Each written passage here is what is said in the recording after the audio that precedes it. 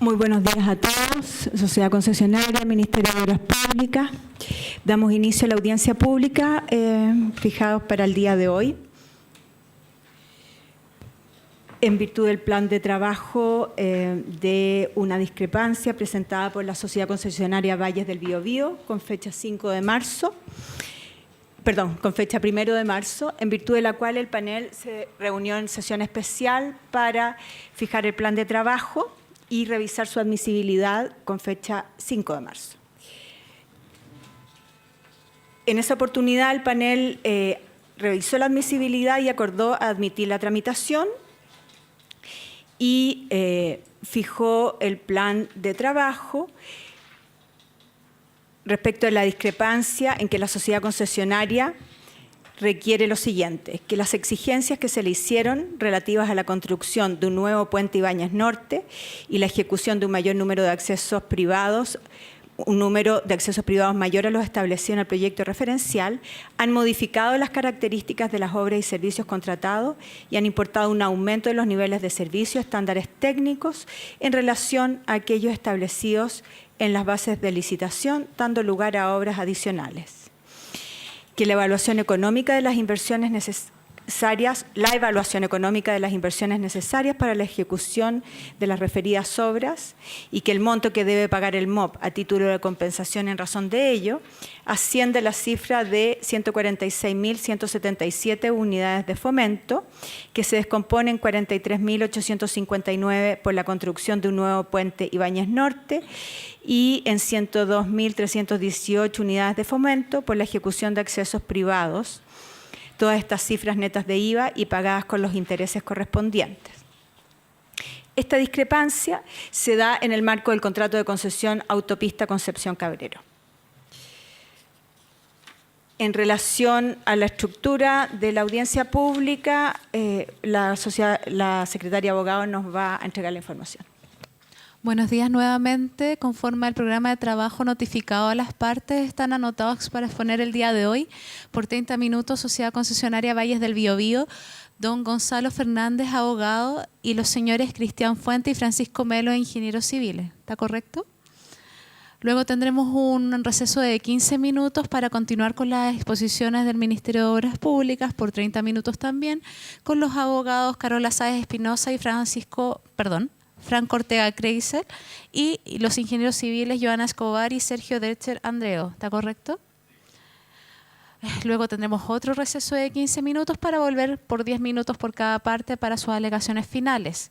Se solicita a cada expositor identificarse antes de iniciar su presentación y acercarse al micrófono. Durante el receso las partes tienen oficinas individualizadas para poder reunirse y se les recuerda que conforme al programa de trabajo, las observaciones finales de esta audiencia pública serán presentadas a más tardar el 5 de abril, cumpliéndose los 60 días para emitir la recomendación el 30 de abril del presente.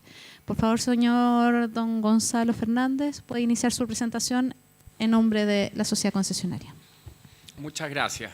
Mi nombre es Gonzalo Fernández, soy abogado de la concesionaria. Buenos días. En conformidad a lo dispuesto en el artículo 36 y siguientes del Decreto Supremo 900, Ley de Concesiones, vengo en referirme a la presente discrepancia que se ha suscitado entre mi representada, la Sociedad Concesionaria Valles del Biobío, y el Ministerio de Obras Públicas, y que dice relación, ¿no es cierto?, con la concesión de la autopista Concepción Cabrero. Ello en virtud de las consideraciones que voy a pasar a exponer, y va a ser una introducción breve para pasar luego, digamos, a la parte técnica y económica propiamente tal. La discrepancia que se somete el día de hoy a conocimiento de este honorable panel dice relación con la validación técnica y económica de sobrecostos incurridos por la sociedad concesionaria y relacionados con obras adicionales encomendadas por el Ministerio de Obras Públicas con posterioridad a la adjudicación de las obras y que le elevaron los estándares técnicos y de calidad de las obras con posterioridad a las ¿no es cierto?, bases de licitación. Y en particular las obras dicen, o la presentación del día de hoy dice relación con dos tipos de obras. Una es con la construcción de un puente nuevo denominado Ibáñez Norte, en contraprestación a lo que decían las vali originales, que era la mantención y rehabilitación, digamos, del puente existente, ¿ya? Y en segundo lugar dice relación con la ejecución de una serie de accesos privados hacia la autopista concesionada que no estaban contemplados, digamos, en los estudios referenciales y que exceden con mucho de lo que se tenía en vista originalmente. La solicitud que se plantea al día de hoy tiene como fundamento el artículo 19, inciso 3 de la Ley de Concesiones, que dice, ¿no es cierto?, que el Ministerio de Obras Públicas podrá modificar las características técnicas de las obras para elevar los estándares técnicos y de calidad de servicio, pero ello obviamente con la respectiva contraprestación económica a la sociedad concesionaria. Y en virtud de ello es que el día de hoy nosotros venimos en reclamar, digamos, solicitar más bien la validación de esa contraprestación económica a este honorable panel. Paso a referirme en primer lugar al puente Ibáñez. A este respecto hay que decir que las bases de licitación decían por una parte que había que construir y rehabilitar un puente. Uno podría decir, bueno, ¿a qué se refería eso? Y se refería, ¿no es cierto?, que existía un puente, que era el puente Ibáñez, y había que construir un puente nuevo porque iba por la calzada sur, y por lo tanto el puente Ibáñez Sur era el nuevo que había que construir. En relación al puente Ibáñez Norte, lo que había que hacer era labores de mantención y rehabilitación del puente. Existía además, ¿no es cierto?, un puente peatonal, que también en principio había que hacer labores de rehabilitación. ¿Y qué ocurrió en relación con esto? Las VALI establecían expresamente, digamos, las labores de rehabilitación y mantención y señalaba a título ejemplar cuáles eran ellas.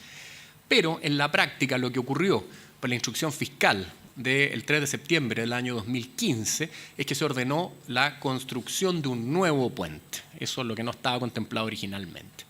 ¿Y por qué se ordenó la construcción de un nuevo puente?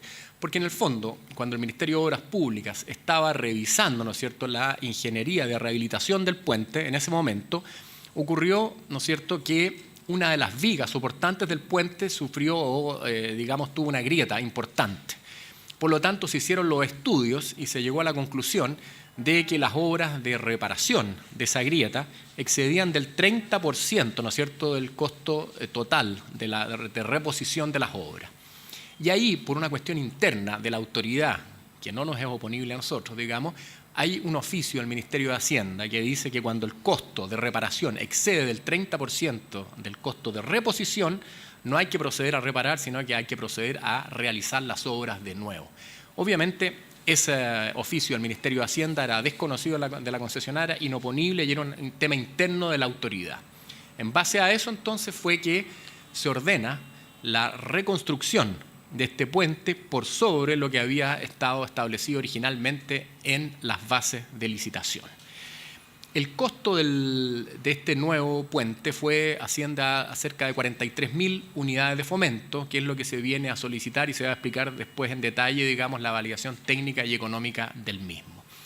Y brevemente me anticipo a lo que probablemente va a decir el Ministerio de Obras Públicas, que hay dos argumentos que señala para tratar de controvertir la procedencia, digamos, de esta reclamación. El primero de ellos dice relación con una sesión de directorio de la sociedad concesionaria que habría ocurrido en el mes de agosto del año 2015, un poco antes de la instrucción fiscal que ordena la reconstrucción. Y la verdad es que se señala por el Ministerio de Obras Públicas que habría habido un acuerdo del directorio para, ¿no es cierto?, construir un puente nuevo, con lo cual de alguna manera habría sido una decisión propia de la concesionaria y no correspondería compensar el costo adicional. La verdad que eso no es así. ¿En qué sentido? Aquí lo único que hay en esa sesión de directorio se deja constancia que el gerente general de la concesionaria va e informa, digamos, que se va a proceder a construir un puente nuevo, cuyo costo no es de la concesionaria, sino que es de la constructora. Esa es una sesión de directorio de la concesionaria. Lo relevante de esa sesión es que en el fondo el gerente de la propia concesionaria está diciendo que el costo no lo asume la concesionaria, que era lo relevante para la propia sociedad.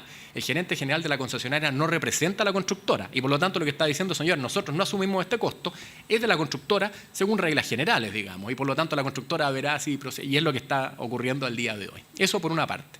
Y en segundo lugar, se señala que la sociedad concesionaria habría tenido conocimiento a lo menos del año 2012 respecto a que el puente había que, digamos, reconstruirlo. Eso tampoco es efectivo, porque lo que sí conocía la sociedad concesionaria eran ciertos problemas que tenía el puente peatonal Ibáñez, no el puente norte, digamos, que es aquel que ha sido objeto de esta cuestión. Y eso está claro en todas las circulares que se intercambiaron. Entonces no es efectivo que la sociedad concesionaria haya tenido conocimiento de los defectos del puente Ibáñez, digamos, norte como se ha planteado, sino que era del peatonal, que no está reclamado aquí, así que no tiene nada que ver con este asunto. Eso en cuanto, digamos, a el primer reclamo. Y el segundo dice relación con los accesos privados. Y a este respecto se solicita, ¿no es cierto?, se validen los sobrecostos incurridos por la sociedad concesionaria por la ejecución de una serie de accesos privados a la autopista que no estaban contemplados en los estudios referenciales originales. Y a este respecto es necesario tener presente lo que dispone el artículo 41 de la Ley de Concesiones, que es el marco normativo superior que rige en esta materia, y que dice, ¿no es cierto?, que las bases de licitación establecerán, ¿no es cierto?, los accesos y las obras de conexión a las obras concesionadas y que permitan, ¿no es cierto?, la conexión de los accesos existentes que estuvieran autorizados en conformidad a derecho. Ese es el marco normativo que establece el artículo 41. Es bien importante que señala, ¿no es cierto?, que se refiere a las vías de acceso que estén autorizadas en conformidad a derecho. En relación con ello, el artículo 1.9.18 de las VALIS establece, ¿no es cierto?, qué ocurre con los accesos nuevos que se presenten y señala la regla general que dice que son de costo de los terceros que lo solicitan o de los particulares en este caso. Esa es la regla general de nuestro ordenamiento en conformidad con el artículo 41. Y a su vez la letra E de esa norma que acabo de citar señala una excepción a este principio, ¿no es cierto?, que son los accesos existentes cuando se vean modificados por la concesionaria que estuvieran autorizados por la Dirección de Vialidad serán de cargo de la concesionaria. A contrario censo, aquellos que no estuvieran autorizados por la Dirección de Vialidad no serán de cargo de la concesionaria y se rigen por la regla general según interpretamos nosotros y según es la solicitud que se ha hecho el día de hoy. Para ir cerrando esta introducción, aquí lo que ocurrió es que los estudios referenciales daban cuenta de alrededor de 346 accesos y resulta que en definitiva se terminaron construyendo 696 accesos a las vías, lo que claramente revela, digamos, de que aquí había una situación completamente, digamos, desconocida por una parte en cuanto a cuáles eran los autorizados por la autoridad hasta el día de hoy. De hecho, mi representada no conoce cuáles son los accesos autorizados. Y, por lo tanto, corresponde, aplicando la normativa que hemos señalado, que estos sean compensados, digamos, a la sociedad concesionaria, más aún teniendo presente un importante precedente en esta materia que se dio por el dictamen 009 del año 2016 de este mismo honorable panel, en que en una situación análoga, ¿no es cierto?, determinó que correspondía compensar a la sociedad concesionaria, digamos, cuando se habían ejecutado una serie de accesos que eran la diferencia entre aquellos de estudios referenciales y los que se habían construido en definitiva. Y eso es lo que se está solicitando el día de hoy con un costo cercano a las 102.000 unidades de fomento. Sin más, cedo la palabra a don Cristian Fuentes para que pueda hacer la presentación técnica. Muchas gracias. Gracias. Bueno, primero que todo, buenos días, panel. Mi nombre es Cristian Fuentes, soy ingeniero civil de SACIR Chile. Bueno, tal como decía Gonzalo, vamos a pasar a ver ahora las presentaciones técnicas de las dos situaciones que son materia de la presente discrepancia. La primera es la ejecución de accesos privados no autorizados. Parto por describir cuál es la discrepancia que estamos presentando.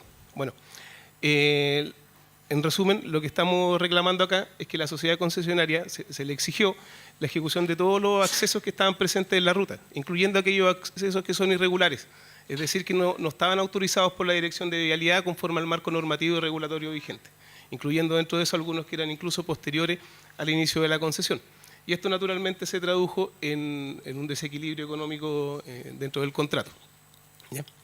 Me interesa leer un ejemplo de estas instrucciones de la inspección fiscal para que se vea que la controversia está claramente planteada. Hay una comunicación que textualmente indica que se instruye a la sociedad concesionaria a entregar el catastro de accesos existentes subsanando las observaciones que se han presentado a la fecha, incluyendo el proyecto de ingeniería de detalle de solución vial para cada acceso existente que se encuentren o no debidamente autorizados por la Dirección de Vialidad.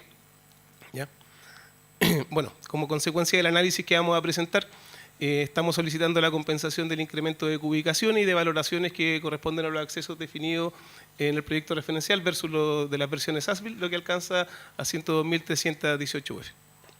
Y acá quiero hacer una aclaración, que en realidad lo que debería hacerse es la comparación de los accesos finalmente ejecutados versus los accesos que estaban autorizados conforme a derecho.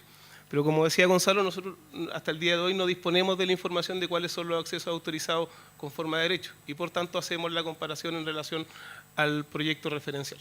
¿Ya?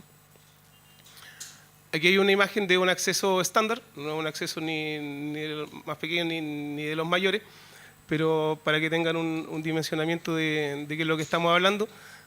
Finalmente hubo que ejecutar más de 300 de accesos de este tipo, o sea, se trata de intervenciones no menores dentro del contexto general de la obra que estábamos ejecutando. Vamos a describir el marco contractual aplicable, en nuestra opinión, a la presente discrepancia. Bueno, tal como se mencionó el primero, la Ley de Concesiones de Obras Públicas, que en su artículo 41 indica que las bases de licitación establecerán los accesos y las obras de conexión que debe tener una obra en concesión, incluyendo aquellas que permitan el uso de los accesos existentes que hubieran sido autorizados conforme a derecho. A su vez, las bases de licitación en el artículo 8.19 establecen como regla general que la iniciativa en la gestión y el costo asociado a la ejecución de un acceso recaen en el tercero que esté interesado en este. Vemos aquí algunos ejemplos del artículo citado de las bases. Primero, el encabezado indica que cuando el MOP permite acceso directo a las calzadas de la vía concesionada, el concesionario, con la autorización del MOP, podrá autorizar, construir y cobrar a los terceros interesados un pago por estos nuevos accesos. A su vez, cuando un tercero solicite un acceso a una calle de servicio, también se le cobrará por lo que está pidiendo. Cuando un tercero quiera también un acceso directo a las calzadas de la vía concesionada, también la sociedad concesionaria le puede cobrar, incluso adicionando un porcentaje extra. Y por último, en el punto F de la misma cláusula, se indica que para el caso de que un tercero quiera un acceso, el estudio de ingeniería, incluso si se requiere el estudio de impacto vial, lo tiene que contratar y financiar el tercero interesado. Y además debe ser realizado por una consultora inscrita en el MOP y ajustarse naturalmente a la normativa vigente de la Dirección de Vialidad. O sea, es claro de todo lo que hemos explicado que tanto la iniciativa como el costo en la ejecución de un acceso recaen en el tercero que le interesa que este acceso se materialice. Y la única excepción está en el numeral E, que es aplicable únicamente a los accesos existentes autorizados por la Dirección de Vialidad, que indica que cuando un tercero tenga acceso a las calzadas existentes autorizados por la Dirección de Vialidad y esto sea modificado por las obras, el concesionario a su costo ejecutará las obras necesarias para restituir dichos accesos y egresos conectándolo a las calzadas de la vía en concesión o a las calles locales según proceda. O sea, en nuestra opinión, aquellos accesos que no cuentan con la con autorización de la Dirección de Vialidad no le pueden ser exigidos a la sociedad concesionaria a su costo y cargo. Y voy a dar algunos ejemplos de por qué pretender lo contrario podría llevar a situaciones absurdas. O sea, imagínense que justo en el área de concesión se está desarrollando un megaproyecto inmobiliario. A ese megaproyecto inmobiliario le bastaría abrir un acceso irregular a la vía para que nosotros tuviéramos la obligación de llegar y hacer toda la ingeniería, las solicitudes, la tramitación y la ejecución de sus accesos. Eso no tendría mucho sentido. Además, cualquier terreno puede contar con un número ilimitado de accesos. Y por tanto, esto podría facilitar que en zonas de peaje se generen vías alternativas que permitan eludir el pago. Y por último, si el particular ni siquiera solicita el acceso que después se ejecuta, ¿cómo se le va a pedir después que tenga la obligación de mantenerlo? O sea, por eso también la ley deja la iniciativa en la solicitud del acceso en manos del particular. Ahora vamos a hacer algún resumen sobre el procedimiento de autorización y regularización de acceso a fin de graficar lo alejado que estuvo el accionar de la inspección fiscal en el contrato. Bueno, lo primero es decir que la legislación vigente establece que todo acceso privado a las rutas fiscales debe gozar de aprobación por parte de la Dirección de Vialidades y este es el único organismo que tiene esta competencia legal. Ahí están identificados cuáles son los documentos en los que se establece el procedimiento, el DFL MOP 850, la resolución de la Dirección Vialidad 232, el ordinario de la Dirección Vialidad 4565 y el ordinario 779 también de la Dirección de Vialidad. Ya. Bueno, el procedimiento que se regula en estos documentos establece una serie de pasos que se deben realizar tanto para accesos nuevos, y esto es importante lo que voy a decir, también para regularizar los accesos existentes. O sea, la regularización de accesos existentes ya está tratada en todos estos documentos. Y en específico se indica que los propietarios de predios que colinden con rutas concesionadas deberán regularizar sus accesos conforme a las normativas de la Dirección de Vialidad y a los estándares y características de la obra. Para esto el tercero interesado tiene que acercarse a la inspección fiscal del contrato, donde se le informará el procedimiento, se le entregará una serie de documentos que después te tiene que devolver, digamos, con la información requerida. Entonces, es claro lo que estamos diciendo. Toda solicitud tiene que ser presentada al inspector fiscal por parte del tercero interesado, quien va a recibir una documentación, la va a completar y en ese momento se va a analizar el acceso. Porque además es necesario conocer datos de tráfico y otras cosas que solo maneja el usuario. Si no se entregan esos datos, no se podría materializar el acceso de la forma que corresponde. Bueno, y finalmente también queremos mencionar que este procedimiento de regularización de acceso necesita también una aprobación técnica de la sociedad concesionaria para realizar un análisis desde la perspectiva de seguridad vial de la ruta. O sea, creo que es claro después de describir este procedimiento que la exigencia de la inspección fiscal se alejaron bastante del procedimiento que está establecido. Hacer una mención de que un tema similar al que estamos discutiendo ahora ya se vio en el contrato de la Ruta 5 La Serena-Vallenar. En aquella ocasión la sociedad concesionaria estaba indicando que se le habían solicitado 88 accesos adicionales a los que estaban exigidos en las VALI.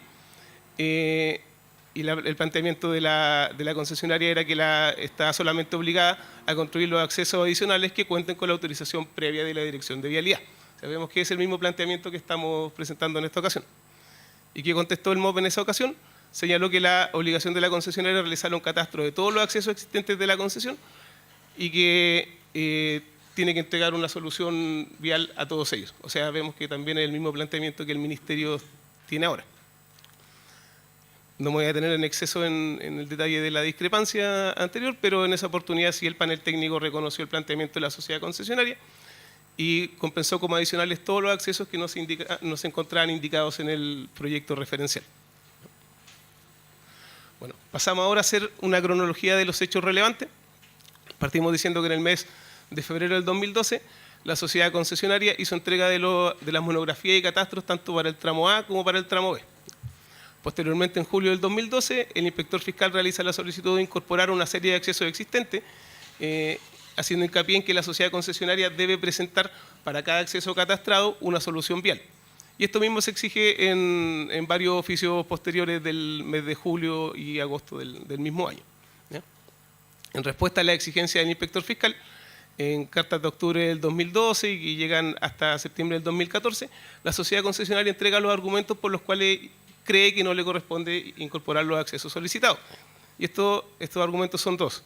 Primero, que solo corresponde ejecutar a costo de la sociedad concesionaria los accesos que estén autorizados por la Dirección de Vialidad, lo que a esa fecha la inspección fiscal no había informado tampoco.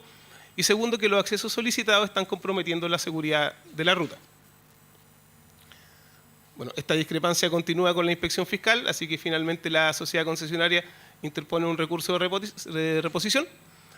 En respuesta a esto, la inspección fiscal emite un oficio ordinario firmado por el jefe de la División de Construcción de Obras Concesionadas, que también acompañaba un memorándum del jefe de la División Jurídica de la CCOP, indicando que se confirma lo señalado anteriormente por esta inspección fiscal respecto a la obligación de la sociedad concesionaria de catastrar todos los accesos privados existentes a lo largo de la ruta, sea que se encuentren o no debidamente autorizados por la Dirección de Vialidad.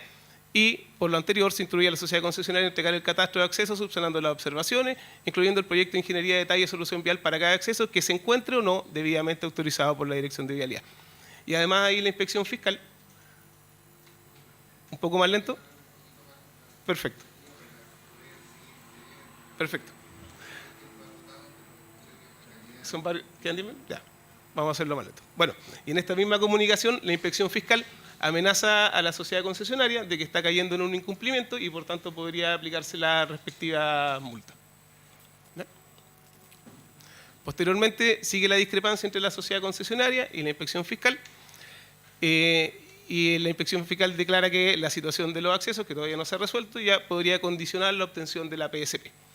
Ya, ante este comentario de la inspección fiscal, la sociedad concesionaria no le queda más que decir que sí, que va a cumplir lo que está instruyendo la inspección fiscal y hace presente sí que no comparte los fundamentos esgrimidos y hace expresa reserva del derecho de reclamar la compensación de los perjuicios que se deriven de esta instrucción. Cabe mencionar que aquí en abril de 2015 hacemos presente nuevamente que A la fecha no hemos tenido el listado de los accesos autorizados por la Dirección de Vialidad, pese a que se había solicitado muchas veces. Bueno, posteriormente siguen las iteraciones y se incorporan los accesos y finalmente en noviembre del año 2016 se hace entrega de los planos as-built y en esto se recoge la totalidad de los accesos que fueron ejecutados en terreno. Paso a explicar ahora cómo se preparó la valoración de esta discrepancia. Bueno, analizamos dos escenarios. Primero se cuantifican cuáles son las obras asociadas al proyecto referencial. Por otro lado, se consideran luego todos los accesos efectivamente materializados, los cuales se encuentran en los planos as-built. Al hacer la comparación numérica entre un escenario y otro, uno se da cuenta que los accesos aumentaron de 326 en el proyecto referencial a 696 en el as-built, y la valoración de esto alcanza 102.318 UF. Vemos que el incremento es de más del doble de la cantidad de accesos ejecutados. ¿Ya? En el informe, estas son las mismas tablas resúmenes que se acompañan en el informe técnico, las cuales tienen, digamos, todos los anexos que son bastante extensos y muestran cómo se realizó la cubicación. Bueno, la valoración de los accesos del proyecto referencial alcanzó a 111.714 UF. La valoración de acceso del proyecto as-built da 214.032 UF. Y la diferencia entre estos dos escenarios son las 102.318 UF que estamos reclamando. Ahora, preparé ahí un breve esquema para que se entienda un poco mejor la valoración. ¿Cómo se hace? Se toman todos los accesos que están indicados en el proyecto referencial, cada uno tiene su propia tipología. Dentro del mismo proyecto referencial se indica cuáles son las cubicaciones de los accesos tipo. Entonces, acá las cubicaciones tampoco están en discusión porque usamos en los dos escenarios la misma cubicación que ya estaba preestablecida en el proyecto referencial. Y esas cubicaciones se multiplican, digamos, por los precios unitarios. Entonces, teniendo cada acceso por las cubicaciones, por los precios unitarios, llegamos al valor del proyecto referencial. Ahora después en el escenario del as-built, el mismo ejercicio, nada más que agregando los accesos adicionales. Llegamos al valor del proyecto as-built y de la diferencia entre ambos sale el valor reclamado. Ahora pasamos a la discrepancia del nuevo puente Ibáñez Norte. Bueno, ¿cuál es la discrepancia acá? Que en nuestra opinión nosotros teníamos la obligación de mantener y rehabilitar el puente existente y finalmente hay una instrucción de la inspección fiscal que nos obliga a ejecutar un nuevo puente Ibáñez Norte. A consecuencia de esto solicitamos la compensación de los costes directos que se asocian a las obras y a las actividades que salen de la exigencia del inspector fiscal, lo que alcanza 43.859 UF. Y aquí hay una imagen que me interesa explicar porque es importante para una aclaración que vamos a hacer después, la que ya adelantó Gonzalo. Esta es una imagen de antes que se produzca la falla que vamos a pasar a explicar en detalle. Este puente que se ve acá, digamos, por el lado de la vía principal, ese es el puente Ibáñez peatonal existente. Acá estábamos ejecutando el nuevo puente Ibáñez Sur, que en las mismas bases establecían que era una obra nueva y no tiene que ver con la discrepancia. Y este es el puente Ibáñez Norte existente y este es el que estamos, digamos que es objeto de la presente discrepancia. Ahora, un breve resumen, ¿cuál es el marco contractual aplicable? Las bases de licitación tienen un capítulo que se llama mantenimiento de puentes, estructuras de paso y pasarelas peatonales existentes, dentro de los que se incorpora el puente Ibáñez existente. ¿Ya? En este capítulo se establece que durante la etapa de construcción se efectuarán en los puentes labores de mantenimiento y rehabilitación de diversa índole. ¿Y cuáles son las labores que se identifican ahí? Cambio de baranda, reemplazo de carpeta de rodado, reparación de junta, reemplazo de cantonera, reparación de estribos, limpieza de pintura. Vemos que son intervenciones o menores o medias, pero de ninguna manera algo que lleve a la construcción de una nueva estructura completa. A su vez, algo que es muy importante, durante la serie de consultas y respuestas, en la circular aclaratoria número 7, en la pregunta 3, se hizo una pregunta específica que consultaba si existía algún estudio que indique la necesidad de ejecución de reparaciones mayores. Y el MOP dijo que no tenía antecedentes que indicaran la necesidad de estas reparaciones mayores. Para nosotros también es importante porque se hace una consulta específica y se contesta en este sentido. Expositor, le quedan 4 minutos. Perfecto. Hacemos una mención de que hay una discrepancia similar en este mismo contrato, ¿ya? Que también se relaciona a la presente porque eran estructuras que estamos obligados a mantener y finalmente por instrucción del inspector fiscal terminamos ejecutando estructuras nuevas. Esa es la discrepancia de 10-2016-2 para los puentes Cangrejillo Sur y San Antonio Sur. Ahora, voy a hacer un breve resumen de la cronología. Como estábamos explicando, habíamos enviado los proyectos de mantenimiento y rehabilitación, se estaban discutiendo estos proyectos de mantenimiento y rehabilitación, cuando en mayo del 2015 se genera una falla. Se rompe una viga, ahí podemos ver que la falla alcanza casi la totalidad de la viga y debido a la gravedad de la situación se tuvo que proceder al apuntalamiento y al alzaprimado de la viga fracturada para evitar el colapso y accidentes por el paso de vehículos por ese puente. Bueno, después de eso, recién después de casi 3 años, llegan las primeras observaciones del proyecto del Departamento de Estructura, pidiendo que hay que considerar el refuerzo de la cimentación con nuevos pilotes, diagnosticar todas las uniones soldadas, hacer análisis de todas las vigas, evaluar la reparación y la reposición. Ya. En ese momento la concesionaria plantea la controversia e indica que no estamos de acuerdo con lo que se nos está pidiendo, que aquí nosotros tenemos una obligación primero de rehabilitar el estándar del puente Ibáñez, que después la reparación del puente en sí es un vicio oculto que no nos corresponde asumirlo y daría origen a una obra adicional. Y tercero, las cosas adicionales que estaría pidiendo el Departamento de Proyectos y Estructuras también escapan de la responsabilidad y darían origen a otra obra adicional. Bueno, la inspección fiscal, después de estas iteraciones, instruye finalmente que debe ejecutarse un nuevo puente Ibáñez Norte. Y tal como decía Gonzalo, es importante decir que el criterio que primó acá fue un criterio que corresponde a un criterio de Hacienda y que no es oponible a la sociedad concesionaria. Es decir, que la reparación era más de un 30% del monto de construir una nueva estructura. Bueno, voy a pasar rápidamente por lo que viene porque quiero alcanzar a comentar la valoración. Entregamos el proyecto estructural, se aprueba y desarrollamos la ejecución. Ahora, producto de la ejecución de este nuevo puente, hubo que, al momento de la falla, hubo que cerrar el tráfico de la ruta, habilitar rutas alternativas de tráfico, acelerar el nuevo puente Ibáñez Sur, habilitar el nuevo puente Ibáñez Sur para el tráfico, demoler el puente Ibáñez Norte existente, aplicar medidas de contención porque las excavaciones estaban próximas a la ruta en operación y además hacer tareas de contención del agua. Todas estas actividades tampoco están en discusión porque se recogen en los mismos informes de avance que entregó la Inspección Fiscal en mayo del 2015. Ahora, nosotros hicimos presentación de esto a la compañía de seguras, que lo rechazó porque consideró que era un vicio oculto. El detalle del informe del dicto que está acompañado lo pueden revisar con detalle. Entonces, nosotros planteamos que todo esto es una situación imposible de prever y considerar por parte de la sociedad concesionaria al momento de ofertar. Por tanto, tanto la falla como después la posterior obra que tuvimos que ejecutar en reemplazo de la existente debería ser compensado como una obra adicional. Ahora, el monto total asociado a la obra y adicionales objeto de la presente discrepancia, tal como dijimos, alcanza 43.859 UFs. Lo que es solamente la construcción del puente nuevo son 27.989 UFs. La demolición del puente existente, la contención de tierras que hablamos, los ensayos, toma de muestra y la ingeniería de detalle de la nueva estructura son 15.578 UFs. El coste incurrido por monitoreo de agua y otras medidas adicionales que nacen de la RCA son 3.992 UF. Digamos, esa es la valoración. Y ya con esto termino.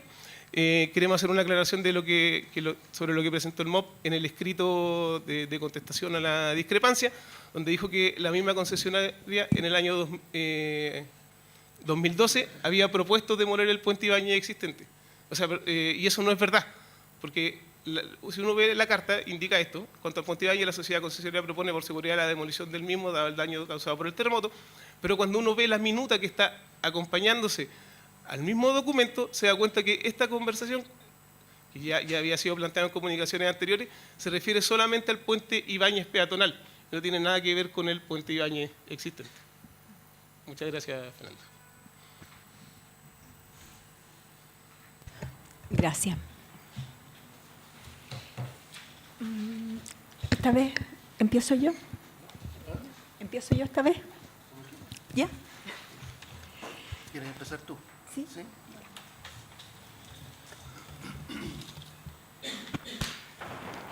A ver, empecemos por los accesos. Ya.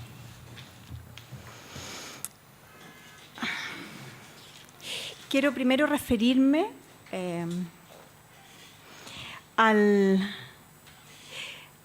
la jurisprudencia que se cita o a la opinión del panel que se cita en relación a un caso anterior. Ahí quisiera aclarar que en la D09-2016, ¿no? Esa es.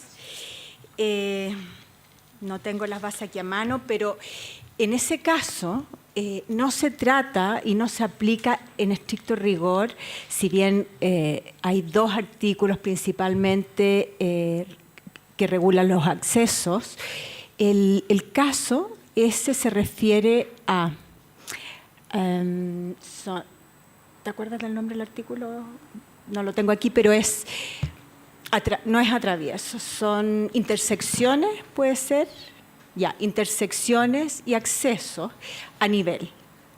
No se refiere específicamente a accesos a privados, que son dos artículos que sí se pueden complementar, pero en ese caso preciso se trataba de una cantidad de accesos relacionados a estos atraviesos y con una tipología especial, el 1A, 1B, 2, 3. Entonces, la norma específica que finalmente se aplicó correspondía a una materia distinta dentro del tema de los accesos. Por lo tanto, no es plenamente homologable. En este caso se trata de accesos privados. Hemos revisado y todos son accesos privados. En ese caso se trataba de intersecciones y accesos a nivel.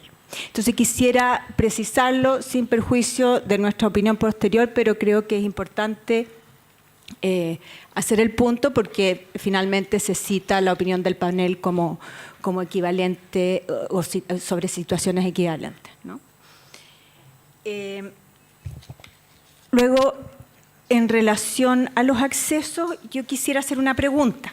Ayer recibimos un documento a última hora, no sé si todos habrán tenido oportunidad de revisarlo, y quisiera que me aclararan algunas cosas.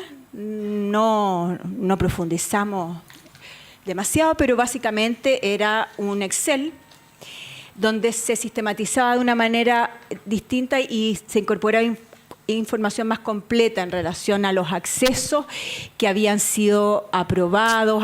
Ustedes habían presentado una versión 3, nosotros pedimos el catastro de la en versión 0 y el as-built, el referencial, etcétera. Toda esa información sistematizada. Cruzando la información, a mí me aparece algo que quisiera que me explicaran.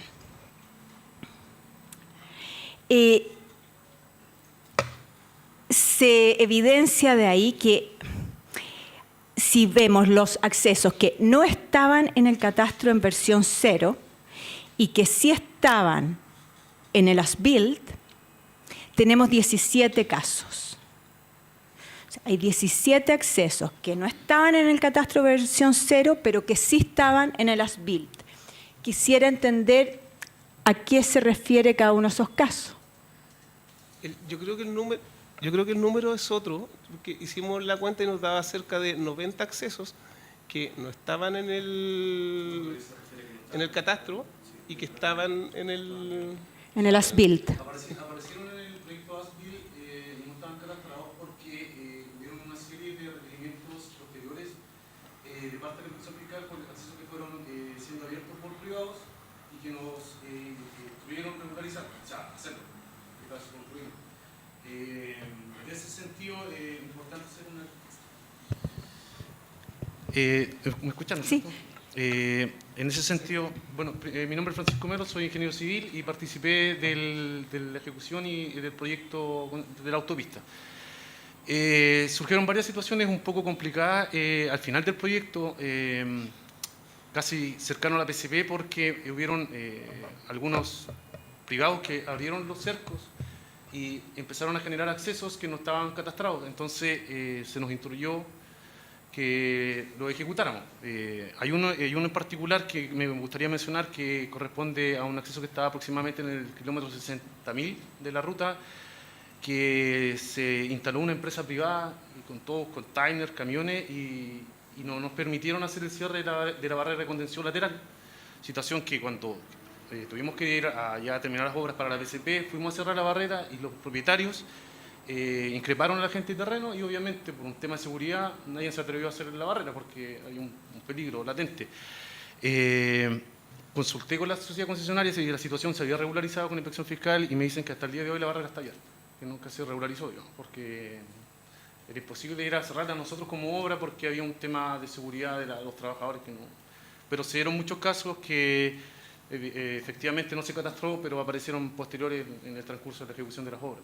Por eso no están refrendados en esa versión. Y en esos casos que aparecieron posteriormente a la versión 0 del catastro, ustedes los tuvieron que construir, pero el costo de la construcción fue del privado.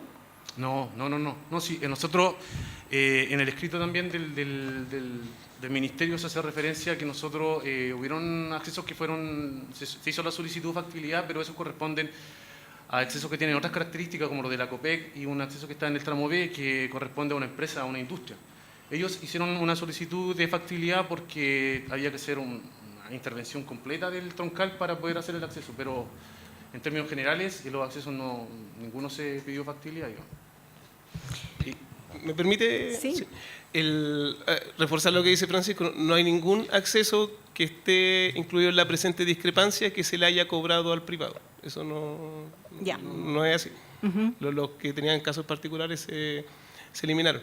Y lo otro, antes, supongo que la duda que tiene es por qué hay una diferencia que es bastante grande, más de 300 accesos entre el referencial, que es parecido a nuestras primeras versiones, versus el as-built, y por qué es menor esa diferencia entre el catastro y el as-built.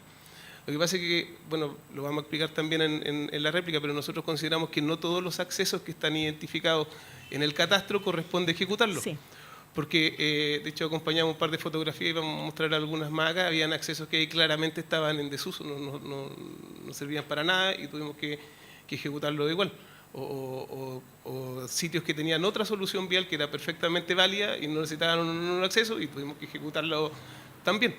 Entonces, como digo, queremos entrar más en detalle en eso en la réplica, pero esa es, digamos, la explicación principal.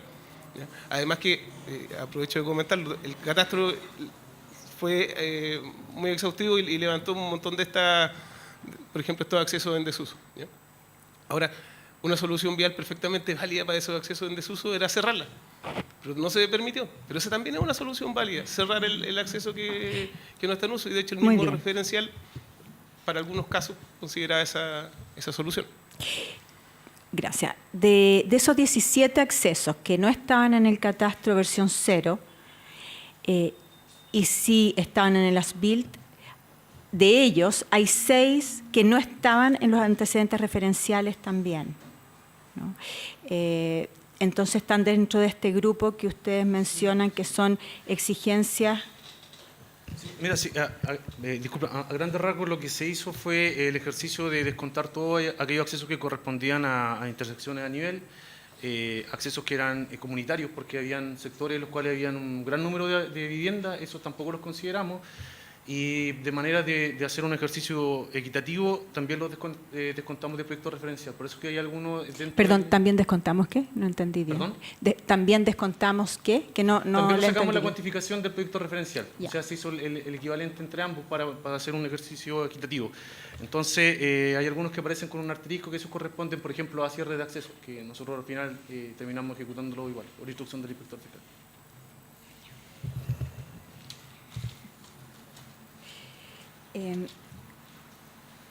A ver, muy bien. Quisiera, para el tema de los accesos, referirme a un párrafo del mismo artículo que ustedes citan de las bases. Es el inciso 4 o el párrafo 4. La sociedad concesionaria deberá ejecutar a su entero cargo y costo los accesos del catastro conforme a los proyectos de ingeniería de detalle aprobados por el inspector fiscal. El MOP no dará la autorización de puesta en servicio provisoria de las obras si no se ha ejecutado la totalidad de dichas obras. Yo quisiera al abogado, por favor, pedirle que me ayude a entender armónicamente este artículo con los que ustedes sostienen. Sí, el inciso 4, perdón, ¿de cuál de los artículos exactos para tenerlo Es en el la vista? 231.18.5. 231 185. Ya. El penúltimo El penúltimo. de la página, digamos. La sociedad concesionaria dice. Que esto está modificado por la circular aclaratoria número 5. Sí, ¿ya? efectivamente. Sin perjuicio del anterior. La sociedad, ya, aquí está. La sociedad concesionaria deberá ejecutar a su entero cargo y costo los accesos al catastro conforme a los proyectos de ingeniería de detalle aprobados por el inspector fiscal. Ya, nosotros lo que hacemos, y la solicitud, el fundamento nuestro es, con el marco normativo que prima en esta materia es el artículo 41 de la Ley de Concesiones, que es el que establece la regla general, ¿no es cierto? Porque ahí señala que las VALI establecerán las conexiones y las vías de acceso, ¿no es cierto?, permitiendo las conexiones siempre y cuando hubieran estado autorizados conforme a derecho. Ese es el marco normativo general. Y después tenemos entonces estos artículos de las VALI que obviamente tienen una preeminencia normativa inferior a la ley, que es la que, digamos, prima en esta materia de todas maneras. Y lo relevante para estos efectos, consideramos nosotros que la única manera de armonizar este artículo que acabamos de señalar, que usted acaba de leer, está en conformidad con el 1819 letra E, ¿no es cierto?, que señala que cuando un tercero tenga un acceso a las calzadas existentes, autorizado por la Dirección de Vialidad del MOP, y estos sean modificados por las obras, el concesionario a su costo ejecutará las obras necesarias para restituir dichos accesos. Entonces, el MOP sostiene que este artículo, el 1819, solo se refiere a los accesos nuevos, pero en realidad que la letra E se está refiriendo a los accesos ya existentes de los terceros, ¿no es cierto?, que es justamente la situación que se produjo y que convoca al día de hoy. Y en este caso, nosotros consideramos que la aplicación de la normativa es clara al señalar que solo aquellos autorizados por la Dirección de Vialidad del MOP, a contrario sensu, aquellos que no han sido autorizados por la Dirección de Vialidad no son de costo de la concesionaria y se rigen por la regla general en virtud del artículo 41 y este mismo 1819, que dice que deben soportar los gastos, digamos, los terceros interesados en solicitar esta materia. Y en todo caso, no es la sociedad concesionaria la que debe soportar el costo. Solo cuando se trata de accesos que han sido autorizados por la Dirección de Vialidad se aplicaría esa carga, digamos, a la sociedad concesionaria. Nosotros entonces consideramos que la única manera de compatibilizar la normativa es esta interpretación, que por lo de hecho creemos que es consistente con el marco normativo general del artículo 41 de la Ley de Concesiones. Pero esa es la interpretación que nosotros hacemos. Muy bien, muchas gracias. En relación al puente, veamos.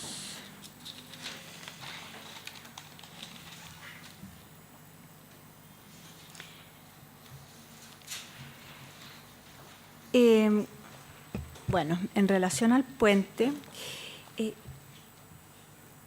las bases se refieren a la obligación de la concesionaria de reposición total o parcial. Entonces, si la letra es tan clara, ustedes se refirieron a un vicio oculto, pero también entendemos que la infraestructura preexistente, de acuerdo a lo que señala expresamente el contrato, una vez entregada a la concesionaria, ella se hace cargo en el estado que actualmente se encuentra. Entonces, en este modelo, ese riesgo se transfiere expresamente al concesionario. Y luego se ratifica señalando en relación al tema del puente que tiene la obligación de reposición total o parcial.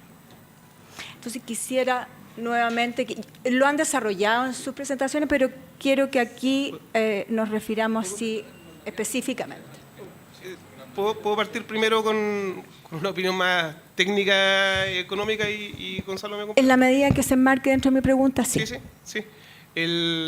Bueno, lo primero que quería decir es que las bases traen dos capítulos claramente diferenciados. Uno que es el mantenimiento de la estructura y otra que son las estructuras nuevas. Y como dije, cuando uno empieza a revisar qué es lo que se considera como mantenimiento de los puentes, uno ve que son obras menores o medias, pero en ningún caso es la magnitud que estamos haciendo acá. Entonces, créame que cuando la concesionaria determina la oferta económica que va a presentar, considera que las estructuras que hay que mantener se mantienen y las nuevas se ejecutan desde cero. Pero, o sea, dentro de la oferta no está considerado.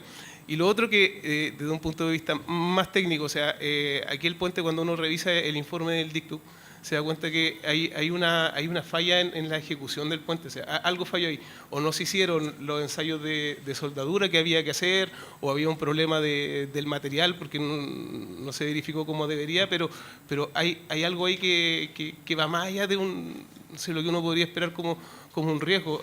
Hay un vicio generado en la ejecución del puente. Sí, y complementando la respuesta desde el punto de vista normativo, efectivamente está el inciso final del artículo 231.18.2 de las VALI, que dicen, efectivamente, ¿no es cierto?, que en el caso de la estructura indicada en la tabla número 19, que contempla esta, la sociedad concesionaria a su entero cargo y costo, ¿no es cierto?, deberá hacerse cargo de las obras de conservación preventiva, mantenimiento mayor, readecuación acorde a la normativa actual e incluso de la reposición parcial o total. Y aquí viene lo importante. Si estructuralmente se requiere durante el periodo de concesión. Y aquí está el matiz que nosotros hicimos por lo siguiente, porque en este caso no es que se requiriera estructuralmente, era posible desde el punto de vista de ingeniería proceder a la reparación. Lo que pasa es que por normativa interna de la autoridad, como el costo de reparación superaba el 30%, se aplicó este oficio de Hacienda y se dio la instrucción de proceder a la reconstrucción del puente. Pero eso claramente es inoponible a la sociedad concesionaria, que no tenía idea de la normativa interna de la autoridad que existe este oficio de Hacienda. Porque, reiteramos, no era necesario estructuralmente proceder a reconstruir el puente, se podía reparar. Lo que pasa es que el costo de reparación era un poco superior al 30% y la autoridad decidió por sí y ante sí, por esta normativa interna, dar la instrucción de repararlo completamente. Es más, en el ordinario 1031 de 3 de septiembre del 2015, en que se ordena, digamos, proceder a la reconstrucción del puente, en ninguna parte se hace mención a que es absolutamente necesario desde el punto de vista estructural, sino que se habla más bien de que puede haber algunos temas a futuro, pero aquí se dice literalmente, por cuanto el costo de rehabilitar en los términos solicitados por el revisor excederían demasiado los costos recomendados del 30% respecto a construir una estructura nueva. La propia autoridad está reconociendo que el fundamento de la orden era que es un fundamento económico interno de ella, que claramente no tenemos por qué soportar la carga nosotros, digamos. Así que tomamos nota del artículo, nos referimos y efectivamente reconocemos que tenemos esa carga. Lo que pasa es que no se da la hipótesis del artículo de las VALI, sino que la hipótesis que se da distinta como se dio en los hechos. Eso es. ¿Puedo complementar una cosa en la línea del análisis de Gonzalo? Bueno, el puente tiene dos partes principales, la infraestructura y la superestructura, ¿ya? La infraestructura acá de este puente no tenía problemas, no había socavación ni se había detectado ningún tema mayor, está en buen estado. Y la superestructura, digamos, el puente tenía 4 vanos y lo que falló fue uno de los 4. O sea, había que hacer la reparación de la viga y el puente podría haber seguido funcionando. Ahora, ¿cuánto hubiese costado el cambio de esta viga? Haciendo un ejercicio muy rápido, en la construcción del puente nuevo, dentro de los 27.000 UF que estaban ahí, la infraestructura vale 17.000, la superestructura 10.000. Uno puede sacar una regla muy simple y estimar que un cuarto del costo de construcción de la superestructura es lo que iba a costar la reparación de la viga. O sea, estamos hablando del orden de 2.500, así, número muy, muy grueso, pero es de esa magnitud. Y en cambio se obliga a hacer un nuevo puente que, además de la construcción del puente, hay que acelerar el otro puente, hay que hacer todo un plan de desvío muy largo, hay que trabajar, digamos, en la noche, hay que hacer un montón de otras cosas, estudios, ingeniería, o sea, incluso, aunque no estamos de acuerdo con que sea nuestro riesgo la falla y reparar, si hubiésemos reparado eso, hubiéramos tenido un costo muchísimo menor que el que finalmente sale de la nueva estructura. Muy bien, muchas gracias. Fernando Avara.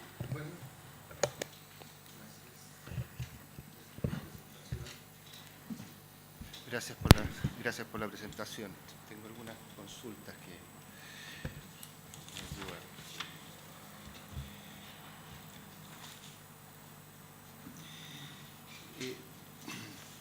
me ayudan. tratando de ubicar en el informe del DICTUC, digamos, o en el informe de ustedes, si se refieren a la necesidad de reponer el puente. El informe del... ¿Le contesto? Sí. No, el informe del DICTUC no apunta a ese aborda eso, porque fue solicitado en el contexto de la liquidación del seguro. ¿Ya? Ya. Y entonces nada más tiene que ver con determinar cuál es el origen de la falla. Ok, gracias. Respecto al rechazo al seguro, era una pregunta que tengo. ¿Me puede contar un poquito el procedimiento? ¿Qué pasó después del rechazo? ¿Qué hicieron como sociedad concesionaria?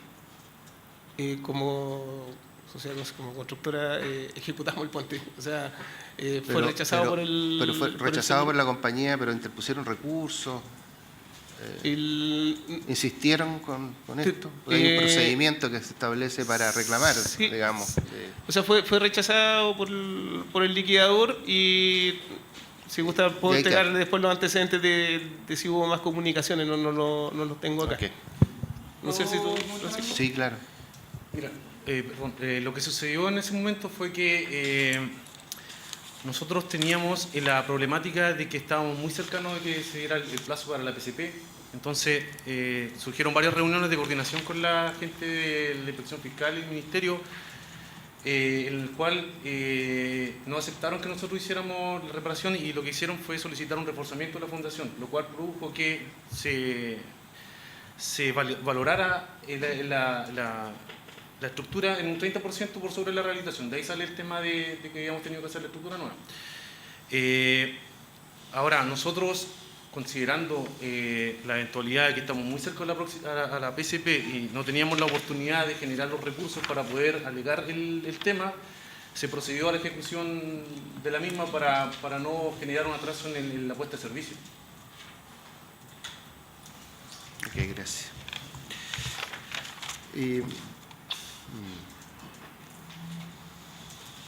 Sí, bueno, en realidad el tema de la interpretación es algo que tenemos que profundizar, porque efectivamente hay una norma expresa, digamos, las VALI, que se refieren a la reposición parcial o total, digamos. Entonces tenemos que ver, se está haciendo primar la ley por sobre la base de licitación y haciendo una interpretación integral que nos gustaría revisar en profundidad. Respecto a los accesos, quería preguntar, a juicio de la sociedad concesionaria, y me gustaría después también consultarlo al MOB, ¿cuándo se entiende que hay qué características debería tener para considerar que es un acceso existente? ¿Cuándo? O sea, basta que yo corte unos cables del cerco y eso ya es un acceso existente. Eso fue lo que nos pasó. Basta que alguien cortara un cerco. De hecho, tenemos una fotografía después, una huella, un cerco de alambre cortado, y eso fue un acceso que tuvimos que ejecutar. Sí. Inclusive hubieron casos en los cuales hasta la versión 0 del catastro de acceso tuvimos en discusión que habían accesos peatonales que no estaban exigiendo ejecutar. Entonces, obviamente, hubo una controversia con el inspector en su momento, con reunión y todo. Algunos no los ejecutamos, otros se ejecutaron, pero eran accesos peatonales, y en el catastro de acceso se hizo un levantamiento general de todo lo que era conexiones a la ruta. Entonces, esa fue la línea base que tomaron para hacer las exigencias que dan pie a la reclamación, digamos. ¿Y cuánto demora hacer el catastro? El levantamiento en general es un poco extenso, en el sentido de que primero teníamos en el escenario base una ruta con bidireccional, y teníamos que tener medidas de seguridad porque había camiones transitando, era todo un tema logístico, y se hizo un levantamiento solamente a nivel de imágenes y de los DM, porque mediciones de flujo era imposible hacerlas porque habían accesos a los cuales no. Pero el catastro en general, yo creo que demoró un mes. Un mes. Sí. Es que el proyecto tenía 100 kilómetros, 101 kilómetros, el tramo ahí, tramo A, entonces había que hacer y además... O sea, es un relativamente corto plazo para todos los accesos que ustedes pudieron hacer el catastro inicial. Claro, Por lo tanto, la posibilidad de que se abrieran accesos artificialmente es bastante baja, digamos. No, lo que pasa es que después que se hizo el catastro, la gente, los privados, la obra duró 5 o 6 años y en el transcurso de las obras se fueron abriendo los accesos. La gente compraba un terreno y abría el cerco y tenía un acceso y después teníamos que nosotros construir. Esa era un poco la temática que se fue dando. ¿Me permite? Un momento, ¿ustedes no hacen un registro notarial de un recorrido filmado con un notario que vea en un momento determinado y le saque la foto al... Ahora lo vamos a hacer. Sí. En ese tiempo no se hizo eso. No, en ese tiempo no... Es un error, ¿eh? Se les sugiere que lo hagan en el futuro. Así que los errores hay que pagarlos. No. Bueno, yo quiero preguntarles otra cosa. ¿Le puedo hacer un comentario sobre el catastro? Ya estamos.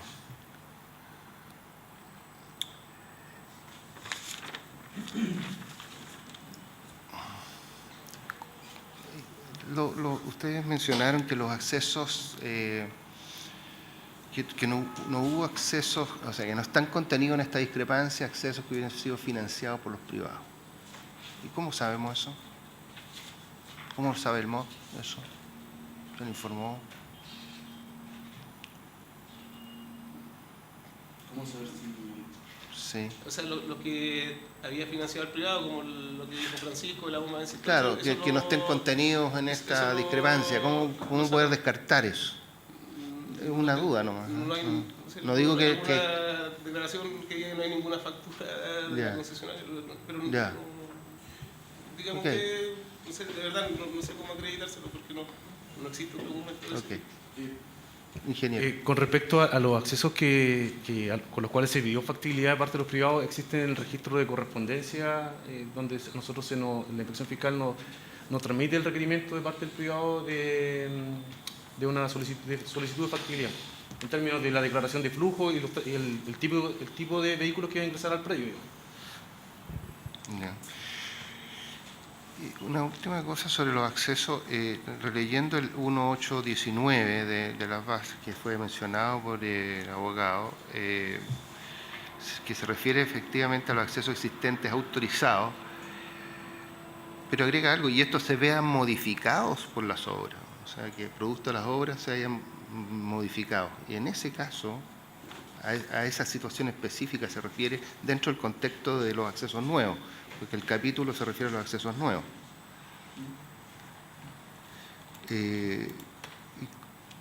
Por lo tanto, no son todos los existentes autorizados, sino que siempre que estos se hayan visto modificados por las obras. Entonces, Sí, ¿siempre se ve modificado? Sí, porque es un Lo que pasa es que regulamiento de expropiación, el cambio de trazado. la plataforma que tenía la carretera era súper angosta y nosotros teníamos un estándar que nos pedía la pacificación, entonces tuvimos que lanzar la plataforma y eso obviamente modificaron toda la línea. Por eso aplican. Ok. Eso. Gracias. Muy bien. Teodoro Vygotsky, por favor. Muy buenos días.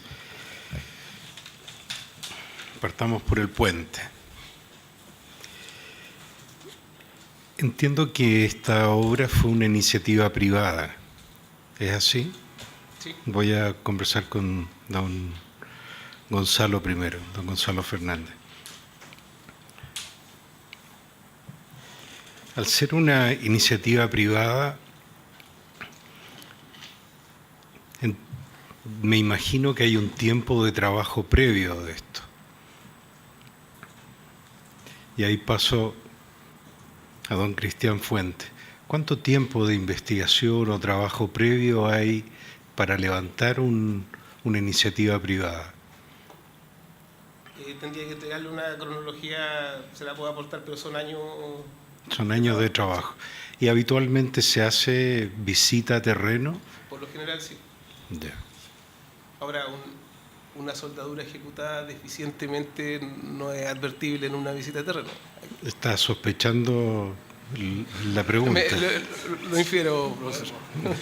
Fue un destacado alumno mío en programa de ética. No sé si destacado, pero sí alumno. Así que ya me conoce lo que pienso. Ya. Entonces vamos a ir a esa pregunta. Vamos a ponernos en una hipótesis. Vamos a jugar un poco con la imaginación. Como era, como usted señalaba, un vicio oculto, como el Dicduc decía que la falla interna probablemente fue fruto de una mala soldadura, esto iba a hacer de que esta falla, vicio oculto, iba a fatigar el material y iba a durar menos que lo que estaba pensado en términos de diseño. Aquí viene la hipótesis. Imaginémonos que no hubiese ocurrido el terremoto y esta falla hubiese ocurrido durante la vigencia del contrato de concesión. Y como administradores de la concesión, del contrato de concesión, tiempo después de habérsela adjudicado y construido, durante el periodo de explotación, ¿habrían reforzado o reconstruido? Reforzado, o sea, habrá que hacer un análisis más detallado, pero mi primera aproximación numérica es que estamos hablando de órdenes de magnitud distintos entre la reparación de la viga a hacer un nuevo puente. Además, este puente, es importante lo que comenta, porque la viga falló, de acuerdo a lo que el mismo Dicduc analiza, cuando había pasado un 0,5% de la vida útil que estaba destinada a funcionar. O sea, es como pensar que el puente tenía que soportar 200 cruces y se nos falló al primero. Entonces... pero fue construido el 86 más o menos. Pero ese es el análisis que hace el Dicduc, que analiza cuánto es el tránsito que ha soportado y cuánto es lo que debería soportar y determina que falló excesivamente pronto, o sea, menos del 1% del tiempo que por material le correspondía durar. Entonces eso refuerza lo que le estoy diciendo de que si hay un problema puntual, yo lo reparo y el resto del puente debería seguirme funcionando por muchos años. Ok, por lo tanto, desde el punto de vista de la concesionaria, habrían reparado. Pero por otro lado, el MOP, el inspector fiscal, le pide que lo construya. Exactamente. Dicho eso, lo que hipotéticamente no es un planteamiento del panel, sino que un análisis que hago preliminar, la diferencia que deberían estar pidiendo es entre construcción y reparación. ¿Eso es lo que están solicitando? No, porque consideramos que el vicio oculto tampoco es un riesgo que debamos asumir. ¿Y cómo sabe que no hay más vicio oculto en toda la carretera que fue adjudicada? No lo sabemos. Ah, ya. Son ocultos. Muy interesante eso. Ya. Pasemos a lo próximo, ¿ok? El acceso. Me gustaba la idea de mi colega del video. Muy, muy buena idea. Pero parece que en este caso no habría funcionado. Y porque me dice usted, y aquí vuelvo al señor Fernández, me dice usted que debería, según la interpretación que usted hace de las VALI y del marco referencial, que solo tendría que haber hecho los accesos, aquellos accesos que tenían los permisos de la Dirección de Vialidad. Esa es su interpretación. Los autorizados.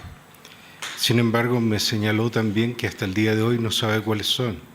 Se ha solicitado la información y no ha sido entregada en reiteradas oportunidades. Por lo tanto, no tiene idea de ni siquiera los referenciales si lo hubiese hecho.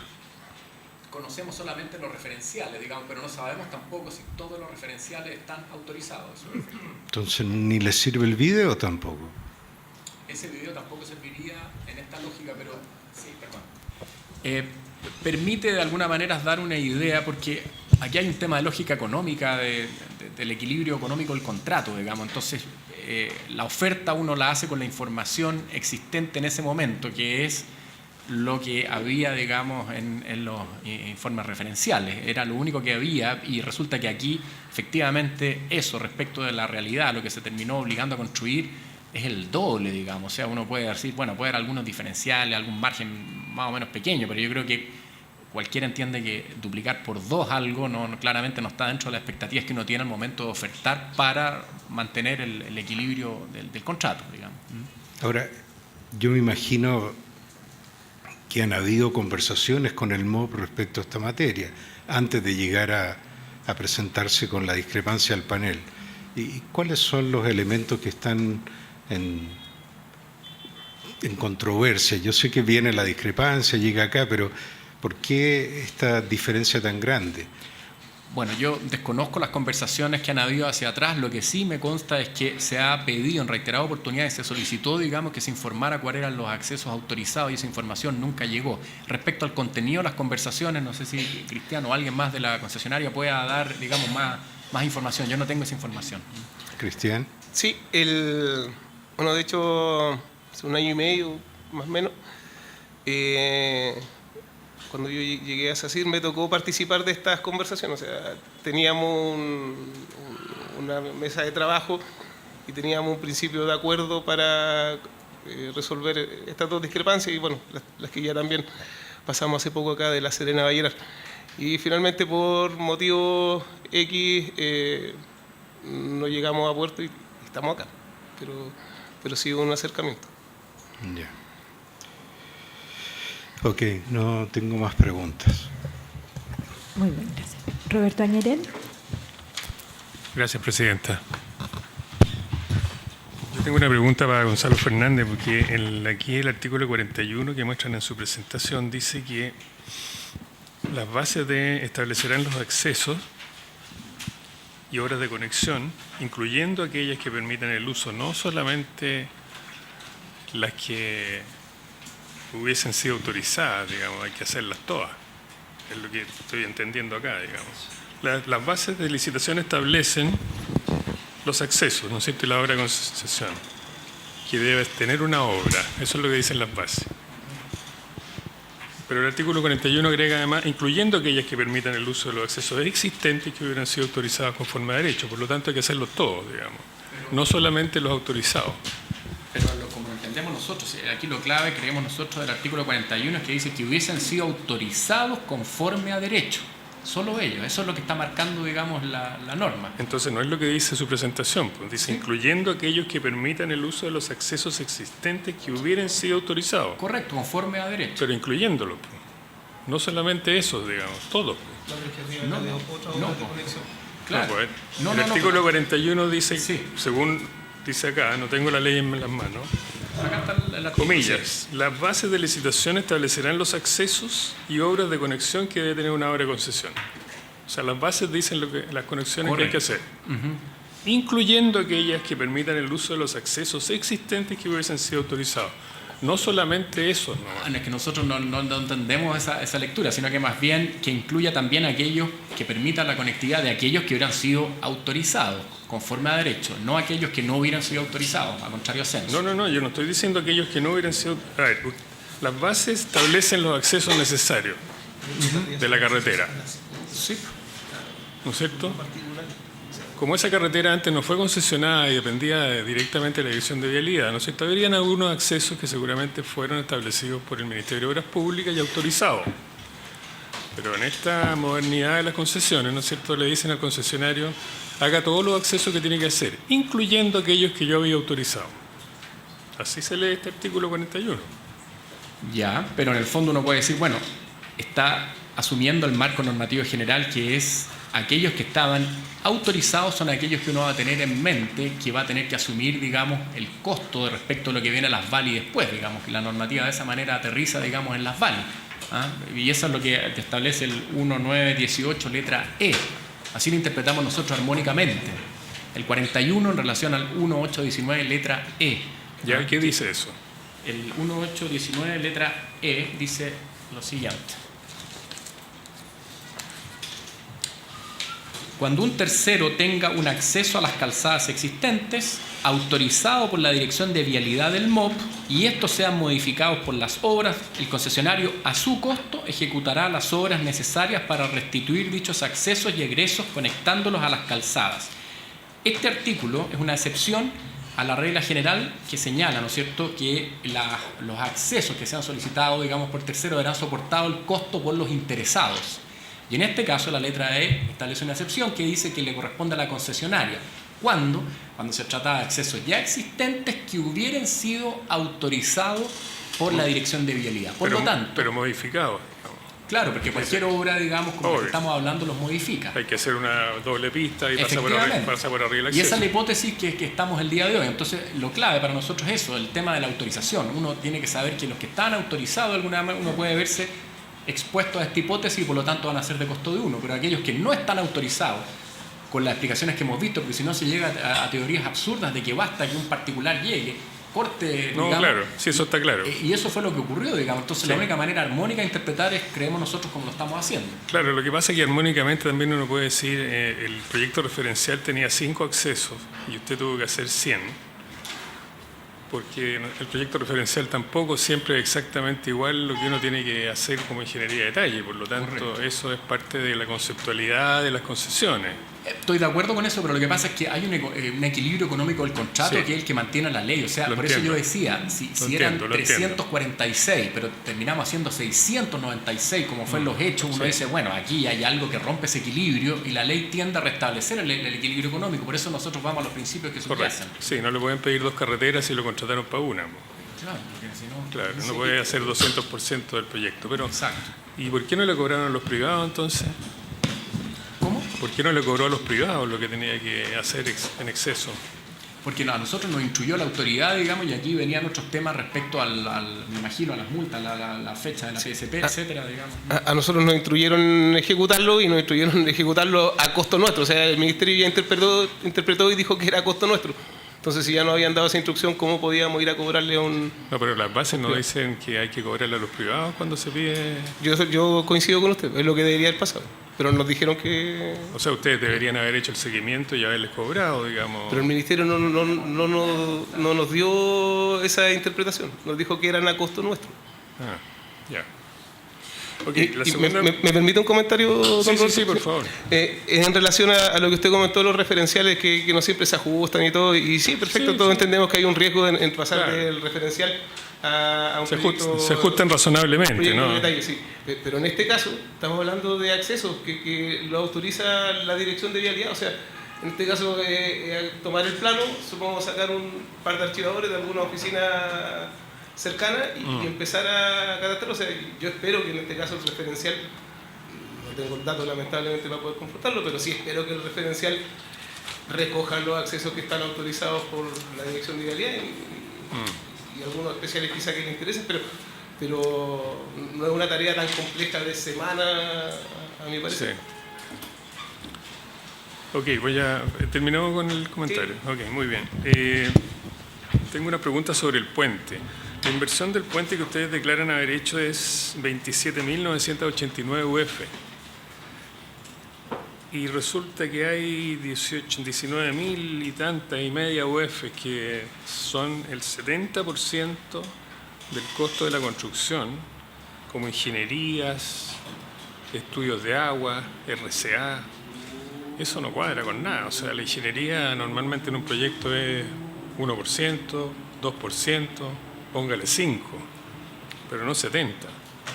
Entonces, ¿cómo va a costar los proyectos de ingeniería 15.578 UF y la construcción 27.989? Sí, bueno, el detalle de la valoración lo entregamos, pero le comento en términos generales que las 17.000 incluyen la demolición del puente existente.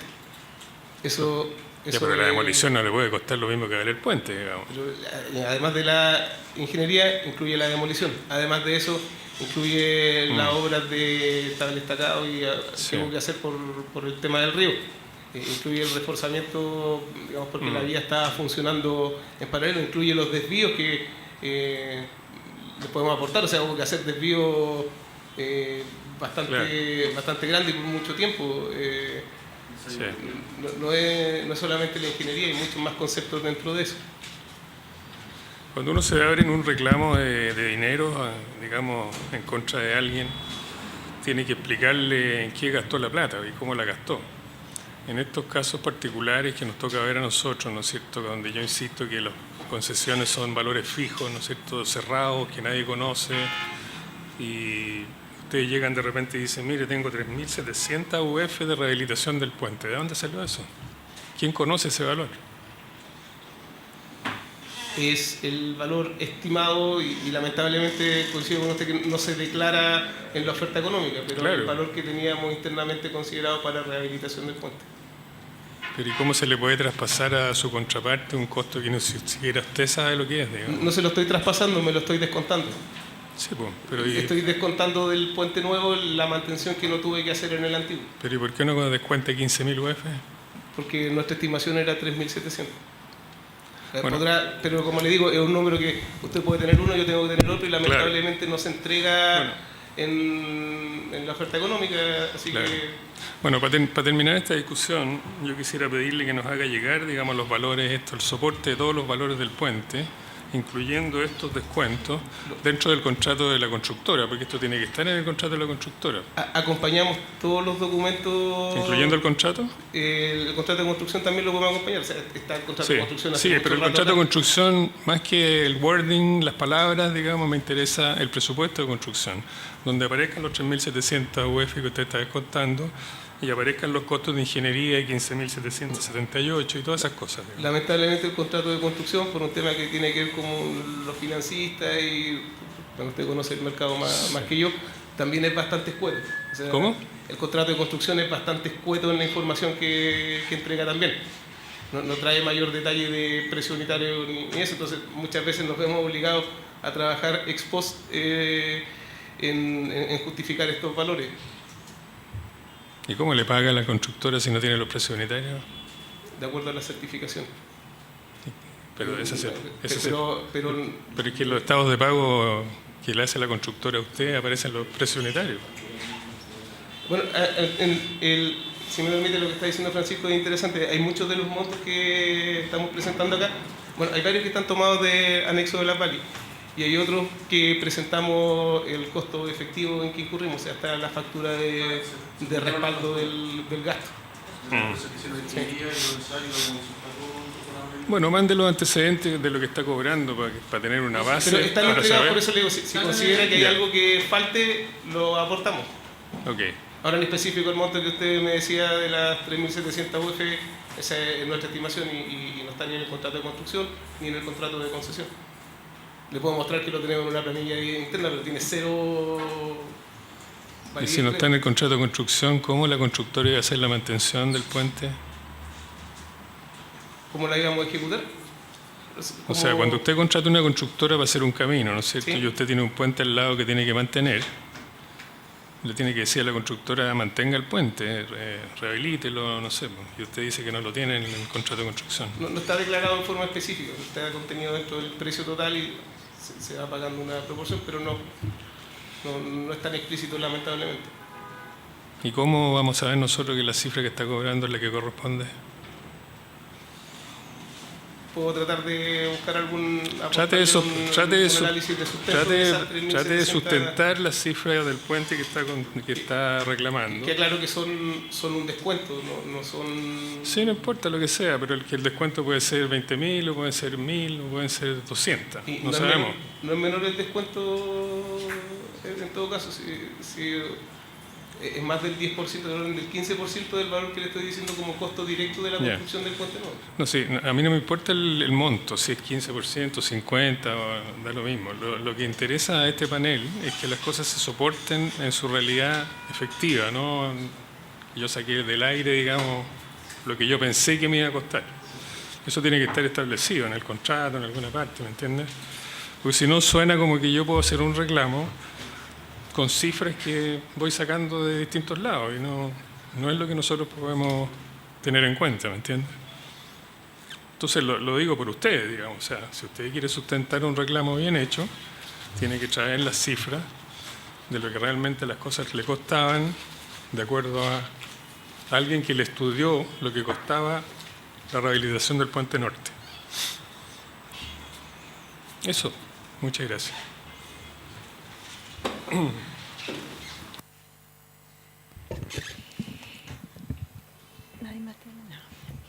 Yo tengo una duda que en realidad a lo mejor es una aberración, pero ahora que veía las imágenes, pensé, no es posible desde el punto de vista de la construcción del puente haber hecho una vía primero y haber permitido que por ahí circulen una sola vía los autos y luego construir la segunda vía, o sea, la otra parte. Y no, porque había que alterar la infraestructura. Sí, ya. no fue solo No era posible. Hubo que cambiar la cimentación y... Ya, y eso se hace O sea, todo, Rolando digamos, al hubiera mismo tenido tiempo. que hacerle 2 puentes independientes Ya. y después unirlos. Sí, me imaginaba, pero quise salir de la duda porque me parecía en la imagen que ustedes lo mostraban la mitad existente y la mitad nueva. Son 2 puentes, ¿eh? Sí, son 2 puentes. Separados, Entonces, son- claro. sí, sí. O sea, la parte existente y la parte nueva. Entonces, aparece visualmente como una posibilidad el haber tenido la parte ahí está. El puente Ibáñez Norte existente, Este es el que falló. sí, ese es el que falló. Sí. El otro es el nuevo, ¿no es cierto? El que estábamos haciendo acá, Entonces, nuevo. ¿no se podría, por ejemplo, haber construido el nuevo y luego construido el otro? Eso es lo que hicimos. Se porque hizo, y los desvíos, hubo que habilitar- entonces... es que como este estaba en construcción, Sí. todavía estaba en construcción, no podía ser ocupado, habilitamos desvíos, que mandábamos a la gente por Ya. otros lados, aceleramos la construcción de este puente para que después se pudiera continuar el tránsito por ahí. Y bueno, después hicimos la ejecución del nuevo puente. puente Ibáñez Norte. Allá, así se hizo. Entonces los desvíos fueron durante la etapa de la Mientras construcción se del terminaba nuevo. de construir el Ya, el sí, puente perfecto. Ibáñez Sur. Ya. Y de hecho, el tema de que aceleramos el puente Sí, Ibáñez Sur, lo y recuerdo. trabajo nocturno y todo, está acompañado dentro de los mismos informes de Sí, la sí, sí inspección lo vi, fiscal. sí. Muy bien, bueno, muchas gracias a la sociedad concesionaria por su presentación. Y ahora entonces pasamos a un Sí, pasamos receso. un breve receso de 15 minutos. Volvemos a la audiencia a las 11:13. Por favor, estar a la hora. Muchas gracias.